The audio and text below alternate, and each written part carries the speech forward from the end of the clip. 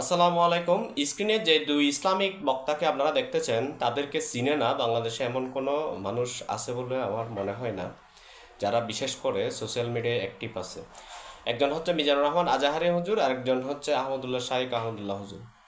এখন কবর জিয়ারতের বিষয় নিয়ে একজনের বক্তব্যকে আরেকজন বলতেছে এটা মেড ইন চায়না।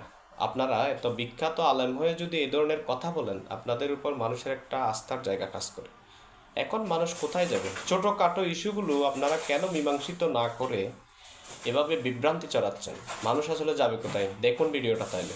আপনি নিজে সূরাতুল ফাতিহা, সূরাতুল ইখলাস পড়ে আব্বার জন্য দোয়া করলে আপনার আব্বার কবরটারে জান্নাত বানায় দিবে কে?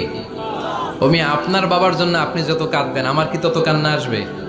আপনি আমার যতই বলেন হুজুর আমার আব্বার জন্য একটু দোয়া করেন। মিজানুর রহমান আজাহারি হুজুরের এই বক্তব্যের পরে এখন দেখুন শাইখ আহমদুল্লাহ হুজুর কি বলে। ফাতিহা, ইখলাস এবং দুরুদ ইব্রাহিম পড়ে কবরের পাশে দাঁড়িয়ে মুনাজাত করার বিধান কি? এটা ইসলাম কর্তৃক সমর্থিত না।